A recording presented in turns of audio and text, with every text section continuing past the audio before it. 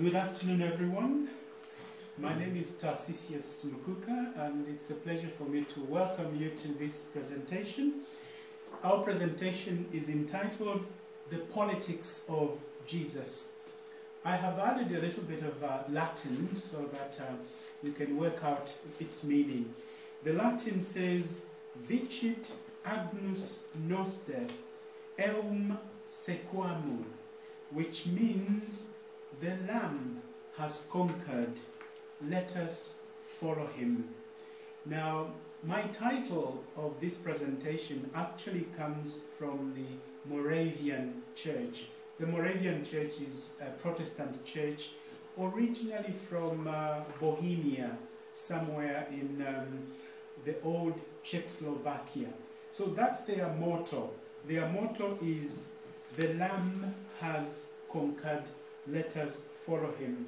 So in the next series of presentations, we are going to discuss the politics of Jesus, just how Jesus dealt with the authorities so that they finally threw him into prison, as it were, and then they crucified him, and then he died, as you know, on behalf of everybody else. The other aspect I would like to look at is the whole question of the paradox. And together we can sort of explore this idea of paradox. I won't explain it right away, but in a minute or so we will look at that. So for this first clip, we'll be looking at general questions of introduction about the politics of Jesus, as well as the whole rationale behind this presentation.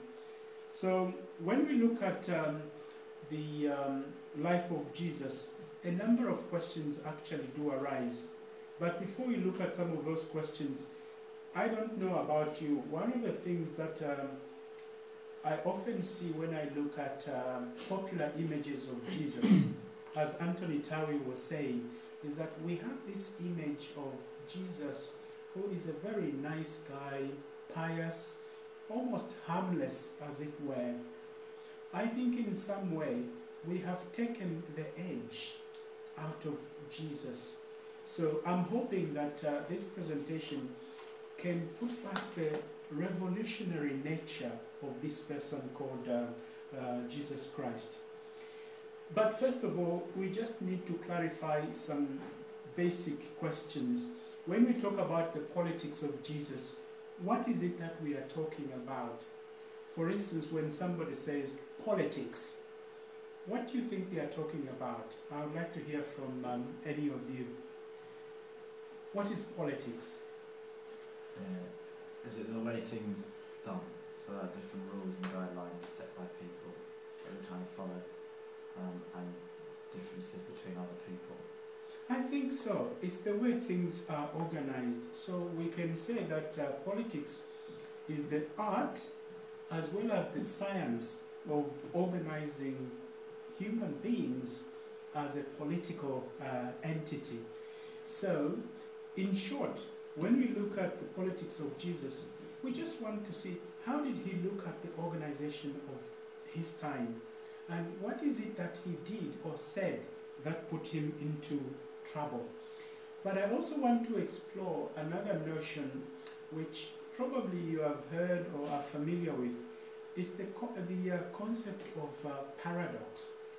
I think for me this is an important concept which through every slide that we are going to see, there is always the element of paradox. Can anybody just briefly give us their take or understanding of what a paradox is?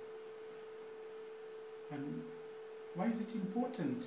If somebody says, oh, that is paradoxical, or that is a paradox, what are they talking about?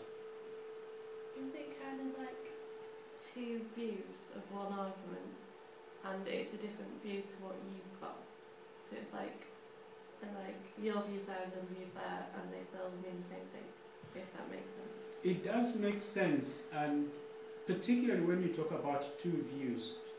What a paradox is that You are given one statement, and it sounds like at first sight that it's self-contradictory, that it contradicts itself. But when you look at more deeply, you can then explain where the paradox comes from and the truth of what looked like a contradiction. I'll give you an example. Amongst the Roman poets, there is a famous saying. I'll say it in Latin and then translate it into English. The Latin saying is lente festinare. Lente festinare. Now in English, it sounds like make haste slowly. Now it does sound like a contradiction, doesn't it? To make haste means you have to be in a hurry and do things very quickly. But then the advice is make haste slowly. So as you said, it's as if I'm contradicting myself when I say make haste slowly. What the saying means is sometimes in order to achieve the maximum speed and efficiency, you have to be quite cautious. You have to be very careful. So that's where the slowness comes in. Now, how does that apply to Jesus Christ? I think it applies in the sense that there are certain images or certain things that Jesus said about himself, about his ministry, which to us sound as if they are contradictory, as if they don't really square up. I don't know if you can think of any examples of any stories of Jesus. I'll give you a very quick one. In Mark chapter 10, when you have time to have a look at it, this is the story of the two disciples, James and John. Their mother comes to Jesus and asks whether Jesus would consider in his kingdom to put his sons, one at the right side and the other one at the left-hand side. And Jesus, obviously, his answer is more or less, to paraphrase, is, you don't really know what you are asking. And to cut a long story short, then Jesus says to the disciples, if anyone wants to be great amongst you, what must that person do? And that's where the paradox lies. Anybody? Does anybody? What must they do? Yes? He has to, in order to be first, you have to be last. That's right. In order to be first, you need to be last. And in order to be the great one, you must allow yourself to be the servant. Now, obviously, this is a bit of a paradox. So I would like us to examine as many paradoxes as we can.